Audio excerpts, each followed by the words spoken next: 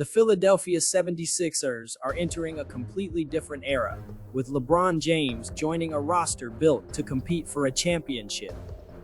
With Tyrese Maxey, Joel Embiid, Jaylen Brown, and a group of promising young players around him, expectations in Philadelphia are already enormous, but LeBron's impact could go far beyond what he produces on the court, especially when it comes to leadership, preparation, and winning culture.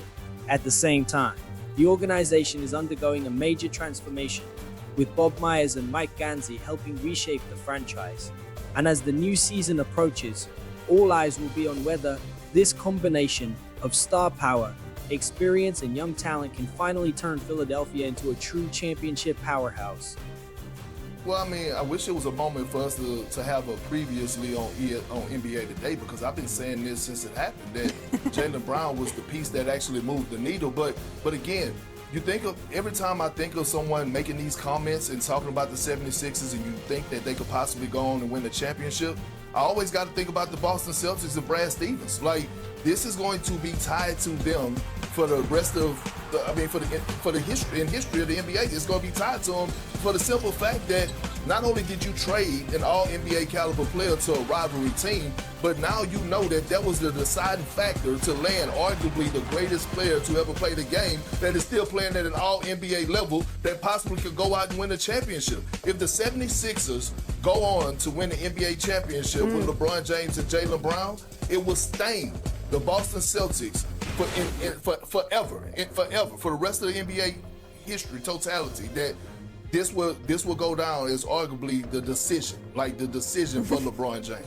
And when we think of the decision with LeBron James, we usually think of another decision. But yeah, certainly people shocked that Brad Stevens made that move. But by the way, here's more from Mike Ganzi on what else drew LeBron to Philly and what fans should expect this season. I think the reason why he came is Tyrese Maxey, Joel Embiid, Jaylen Brown. Don't sell yourself short. So don't sell yourself short, buddy. Our ownership's incredible. Bob Myers, Nick Nurse. So I think just like top to bottom and the alignment in our organization, I think probably sold it. I don't think Philly knows what they're getting because he's special, and our games are going to be, every game he plays in, it's just like a different atmosphere that you just can't replace or can't replicate. Yeah, that arena is going to be rocking. All right, LeBron posted this on his Instagram story of himself in the gym with Tyrese Maxey with a caption saying, "We locked in, Reese for president." So those two are already bonding. Let's get our senior writer, Anthony Slater, and basketball analyst King McClure into this discussion, guys. All right, King, let's start with you. What type of influence do you see LeBron having on the Sixers squad? They've got a couple of young guys, notably, of course, VJ. That's what my mind immediately goes to. It goes to the young guys. When you look at VJ, you look at Tyrese Maxey. I mean, these are future stars of the NBA.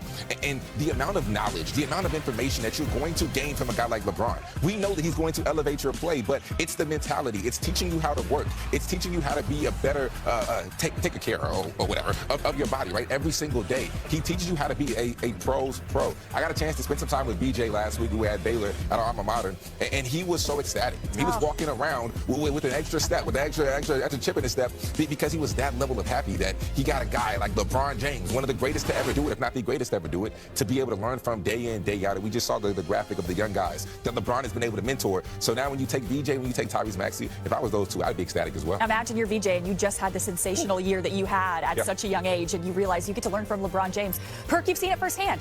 Just how much better does LeBron James make his teammates?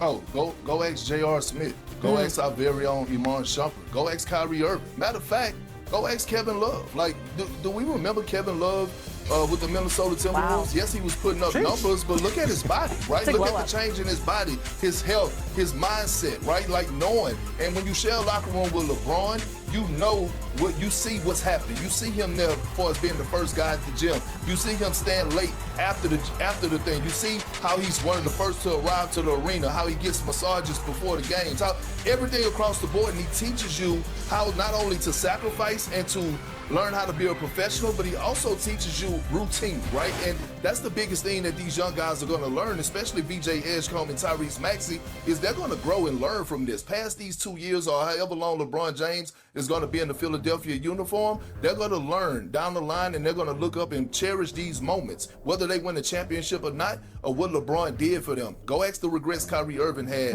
when he left and asked for a trade up out of Cleveland. And he said one thing, if he had to change one thing, he wouldn't have never left because of the effect and what LeBron brings to the table. It's a great point. All right, for kind of a bigger picture perspective, Slater, you spent years with Bob Myers in Golden State. And when this happened, my mind went to Bob Myers did again, right? Like he got Kevin Durant to come to Golden State, and here he is huge in helping LeBron get to Philadelphia. What impact has he already kind of had in his short time with the Sixers in that front office? Yeah, you know, when we talk about a culture reset, and we're talking about it, you know, through the LeBron James lens, but I go back a summer when I heard Bob Myers leaving this network, taking over an overseeing role in Philadelphia. I went back in my mind to the times I covered the Rockets Warriors series, and if you were around those teams like I were, you knew the differing personalities of a Bob Myers compared to a Daryl Morey. And immediately you thought the clock might be ticking on the Daryl Morey era. Ultimately, it was, and to me, this summer was Bob Myers hitting fast forward on a full cultural reset. Obviously, LeBron James is a huge piece of that. Jaylen Brown, I mean, we're talking about a guy with routine and habits and takes care of his body. So you look at those two now leading the organization. I think Mike Gansey, from what I've heard, has a very similar personality to a Bob Myers, why he was hired by Bob Myers. So those are four major personalities, I think, that are fully resetting the Sixers from the, I'm saying the Joel Embiid, Daryl Morey era. I know Joel Embiid's still there, but I think they're kind of moving past the culture that was part of Joel Embiid. Yeah, 100%, because Jaylen Brown, let's not forget, he's also a winner. So we talk about teaching people how to win, right? Jaylen Brown can also mentor these young guys and teach them how to be able to win in moments where it matters the most. So you have both of those guys, right? And that can sprinkle to Joel Embiid. Even though Embiid's been in the league longer than a guy like Jaylen Brown is still a winner, and let's not sleep on that fact. Yep, a lot of personalities, a lot of winners. Yes. Hopefully they can stay healthy. It's going to be an interesting season for sure. All right, coming up on NBA Today, happy 25th to Anthony Edwards. We're talking dunks, dimes, denials, and all things Wolves after the break. Plus, with Ant officially off the board, the race for the top spot is wide open. We rank and debate the NBA's best in the league. I want to go against him every night. With the first pick, Minnesota Timberwolves select Anthony Edwards. I bet I'll be A1 from day one. Edwards gets it. The electricity in this kid's game off the charts. Do you feel like you have something to prove? For sure. I feel like I still got something to prove. Are you not entertained, ladies and gentlemen? Happy 25th birthday to Anthony Edwards. Ant already has a long list of accolades, highlights, and accomplishments, but what doesn't get talked about much is his way with words. Bye, Sam. Yeah, man. I apologized after the game. I could have went to the MLB. Can you swim? Yeah, like Michael Phelps. Tennis, swimming, lacrosse, whatever you need me to play, I'm going to go do it. He's in the similar spots beside you in the table. Where you from, Jim? Ireland. I like your accent. I think when Rudy hit the turnaround, I was like, yeah, we probably got him. Yeah, I told him, I said, I'll see y'all for Game 7. Yeah. I have not been to Minnesota in probably 20 years. Bring gas. I'm going to shoot with left hand the entire game. That's going to mess up your field goal percentage, though. It's an all-star game. Ain't no field goal percentage. The ref kind of like putting the ball all the way towards him. He already 8 feet tall. He got to put it on my side and throw it towards me, so I got an advantage. The NBA Research and Development Department listed you as the 7th hottest player of all time. Do you agree? You say hot, what you mean? You talking about what, basketball? Handsome, attractive. Oh, man. And it's truly one of a kind, one of the most entertaining players by far to cover in the league. So let's run through what he does on the court. A little this or that Ant-Man edition. First up, Kendrick Perkins, star slayer. In the 2024 playoffs, Edwards hit that tough jumper over KD. Or how about the 2025 playoffs, Edwards steals the ball, rises up over Luka for the slam. Nah, I'm going with the tough Trey ball off the dribble over KD because that was that I'm here moment in the postseason, and they went on to sweep the Phoenix Suns in that series. And the noise talking afterwards to Kevin Durant, the guy that he looked up to, the guy that he idolized, like that's something. King, you're next. Edwards has his share of insane plays like the sequence from 2022, gets the steal against the Bulls before beating the buzzer. Or how about in 2024, he crossed up Xavier Tillman before throwing it off the glass for the dunk. You gotta go with the cross-up on Xavier Tillman. Oh my goodness. Getting in his bag, throwing it off the backboard. This is just absolutely filthy right here. And then the athleticism at the end to be able to flush it. Yeah, that's definitely that. And he does it with such ease. All right, Slater, Ant-Man is also clutch. Let's go to this season. Down 2, steps back, gives the Timberwolves the lead with the 3. Or against the Clippers, he says, I don't like your double team, and ices the game with a wild corner 3. I like the corner one because in front of the bench, because, you know, as we established early in this segment, he's a good talker, and I think you get a great chance to chirp a little bit when you do it in front of somebody's bench. So anytime he can interact with the crowd, with the opponents, with his own teammates, I'm picking that. He does enjoy chirping, including sometimes with coaches. All right, Perk, how about this or that block? Game on the line against the Pacers. He hits his head on the backboard for the game-saving block. Or against the Lakers, Edwards does not even allow AD to get the shot off. Which one, this or that? Not the one against the Pacers. Like, that's one of the best blocks by a guard in NBA history. Like, seriously, like, you got to put that up there. Look at it. And it was with the left. The authority. Like, as a center, do you understand how hard it is to block shots with your opposite end? He said went got that. He said that he watched Dwayne Wade blocks growing up, and he reminds me of him as a shot blocker. He's also got a lot of posters. How about 2021? He baptizes. Look at this baptism. Or when he broke the internet with his poster over John Collins. This is a tough one. This or that.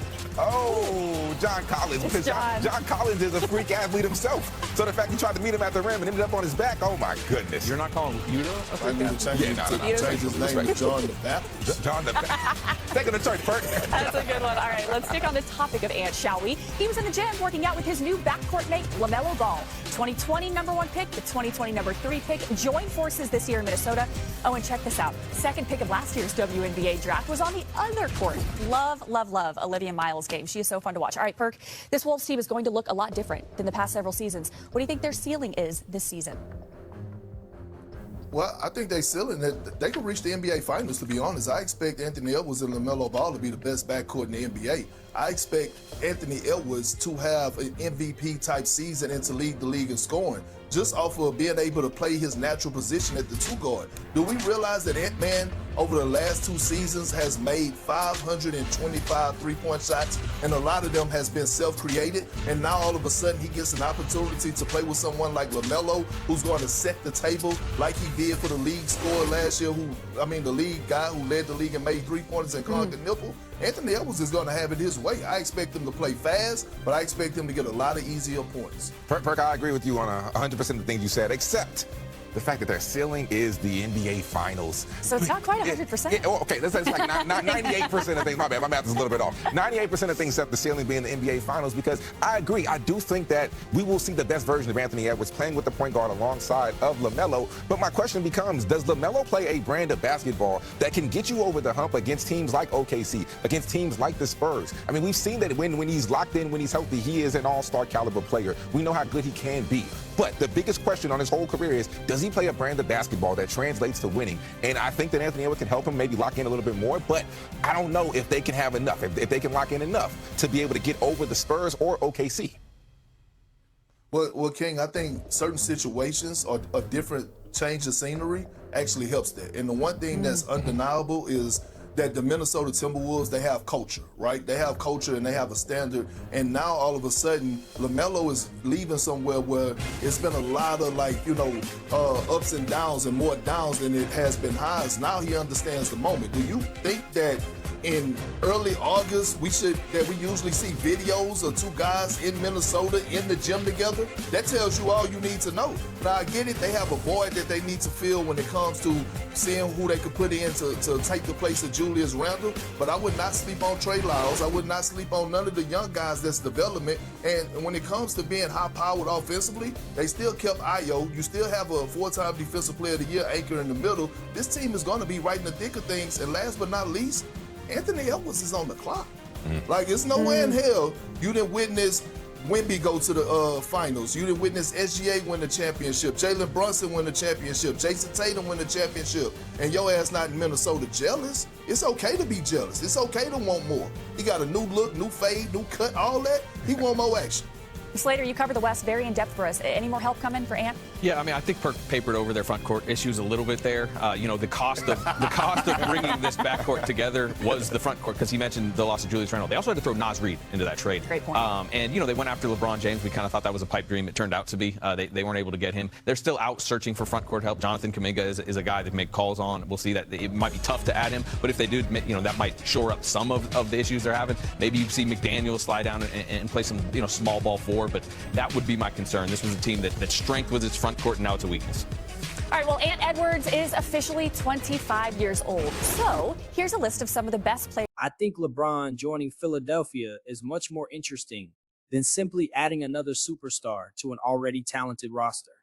The combination of LeBron, Joel Embiid, Jaylen Brown, and Tyrese Maxey gives the Sixers multiple ways to attack opponents.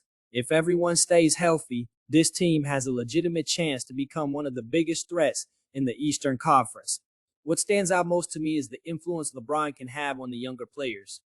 Tyrese Maxey and BJ Edgecombe are both in positions where learning from LeBron every day could accelerate their development. His preparation, conditioning, leadership, and understanding of the game can teach them things that statistics and traditional coaching simply cannot. Jaylen Brown also looks like a huge part of this entire situation. The fact that Philadelphia's own front office admitted LeBron probably would not have come without Brown shows how important that move was. Brown gives the team another proven winner, a strong defender and someone capable of creating offense without taking the ball out of LeBron's hands constantly. I also think the cultural changes inside Philadelphia could be extremely important. Bob Myers, Mike Gansey, LeBron, and Brown represent a very different type of leadership than what the organization has had in the previous years. If that new culture brings back habits, accountability, and professionalism around the bidding and the younger players, the Sixers could become much more consistent when the pressure increases. The Cleveland angle is fascinating as well because LeBron reportedly gave the Cavaliers a personal meeting but ultimately chose Philadelphia. To me, that shows this decision was not simply about returning home or maximizing money. LeBron appears to be looking for something new, and Philadelphia gives him the opportunity to chase another championship while creating a completely different chapter of his career.